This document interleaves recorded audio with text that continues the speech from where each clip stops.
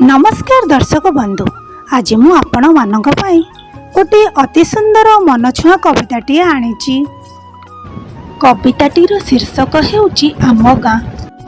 श्रीमती नमिता महापात्र एही कविताटी को लिखिछन्ती एवं उपस्थापना करिछन्ती। एबे चलंतु दर्शक बंधु कविताटी को आरंभ करिबा। आम गाँ।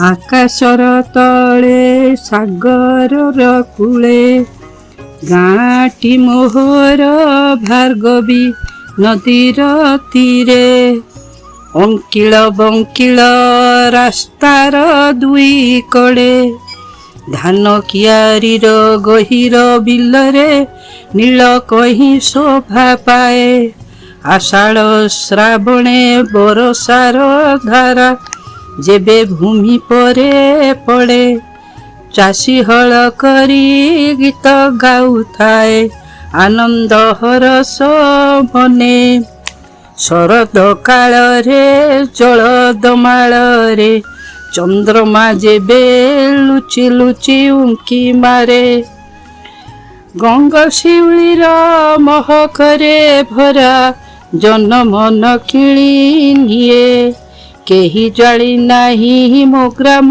को सिना मु किंतु सपन देखे शेष जीवनर चला पथ सारी विश्राम नेबी से श्मशानर भूमि परे। दर्शक बंधु, यह थिला आम गाँ कविता। कविताटी जदि भल लागिला तेबे लाइक, सब्सक्राइब और कमेंट करंतु। धन्यवाद।